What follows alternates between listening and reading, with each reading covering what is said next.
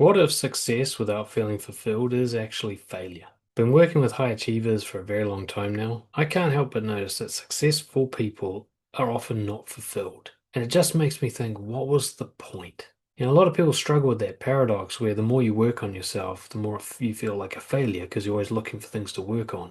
But there is a solution to this. There is a way to succeed and enjoy it along the way. So today I want to talk about a different way of succeeding. So here's the paradox. If outward winning means inner losing, then your achievements are hollow and pointless.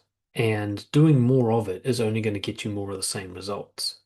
So if you've been doing this for a long time and it's just getting worse for you, you're not feeling very good about your achievements, then maybe you need a different approach. It doesn't mean you have to give up everything you've ever worked on, completely turn your life in a different direction, but it could just be a simple perspective shift. You got to remember that triumph is not the same as contentment. I know you feel wins occasionally. You get a yeah feeling when you succeed every now and then. Probably not as often as you used to, right? But that triumphant feeling, there's an unhealthy edge to that feeling. That kind of like dominant fucking feeling.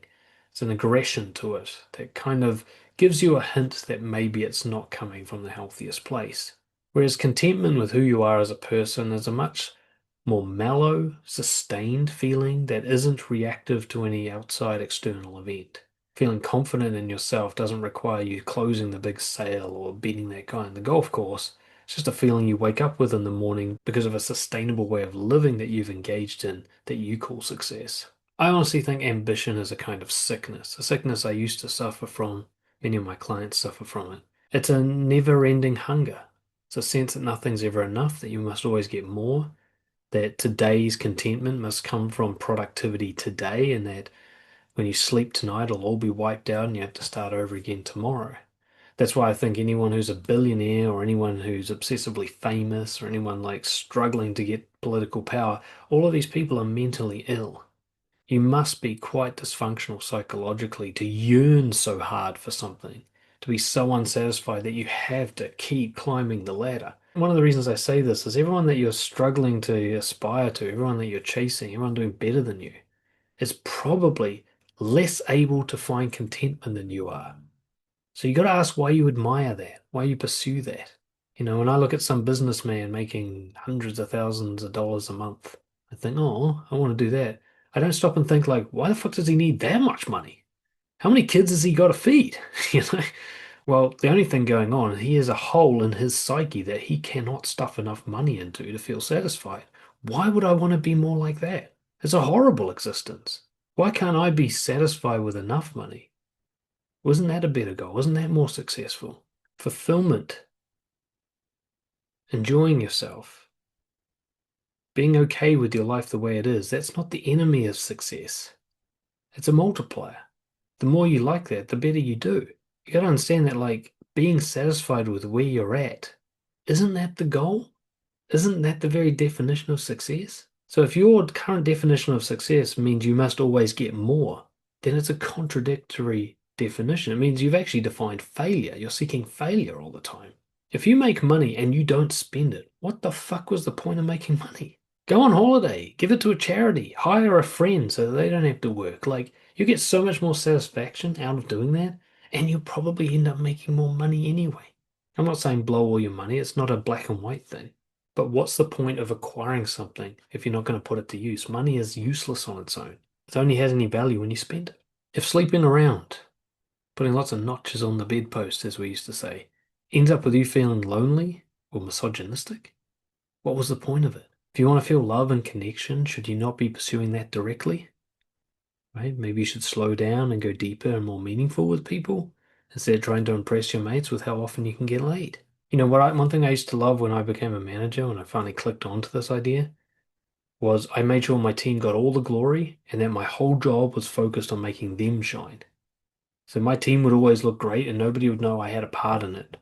But when somebody offered them a promotion to leave my team, they would refuse it because they wanted to stay working with me because I was such a great coach for them. But I wasn't getting any of the glory. And I found that the glory was such a pitiful thing to go for. I'd much rather see these people that I nurtured, like plants I'm growing in a garden, see them succeed was so much more rewarding for me. And I realized that that's what success really is. Look, I'm not asking you to flip-flop completely on everything you've ever believed in, but think of it more of a blend of achievement and results with values and integrity. Like, think of achievement, but you earn it with valued living. It's okay to celebrate making a sale with a client, so long as you did so with honesty and integrity and trust and respect. Then it's like a double win. And you might have to take some losses to create that kind of win at first, but then the build up, the accumulation of you having a reputation of being like this means you'll actually make more sales in the future, probably too. And even if you don't make as many, they'll be much more satisfying and they'll have a longer lasting sense of contentment. Think of success as integrity in spite of the resistance, right? You're going to have distraction, fear, temptation. We're surrounded by other people who don't live with integrity. If you're an honest person, there's a good chance you'll be the only person in the office who is honest. Being one being part of a few people who have the balls to have integrity and a sea of people who are too scared to do it, that's quite an achievement. If you're going to compare to others, compare on integrity. It's a much easier win, I'll tell you. That game's fucking rigged, mate. There's like no competition. I can walk into almost any room and be the most honest person in that room. Now, I don't actually pride myself on that. I try not to. I try not to measure myself on that. But if I wanted to, I don't have to worry that I'm going to come out not good enough. It's easy to be the most honest person in the room. It's easy to be the person who takes responsibility when the rest of the team refuses to. And it's easy to be the most courageous person socially. The competition's really, really grim.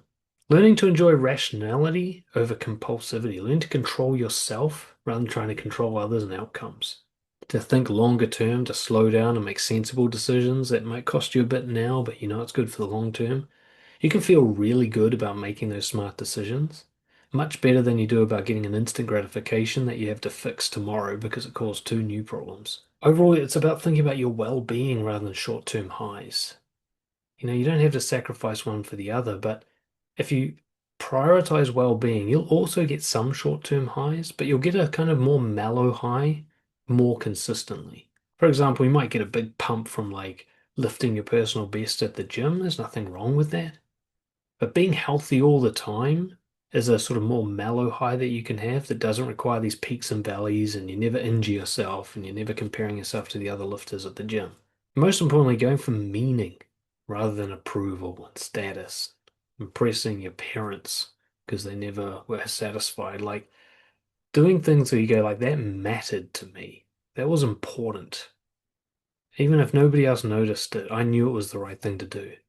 Think of yourself as being a role model to your kids. Think of yourself when you're on your deathbed, looking back over your life, what kind of person you are. What do you want people to say about you at your funeral? Like, what really actually matters to you if you can just get your head out of the achievement game and focus more on doing things that are important, that have purpose to them. Odds are this won't completely transform your life. You're not going to give up being the CEO to go work in the forest. Some of you might. I'm not saying that like being successful is bad at all.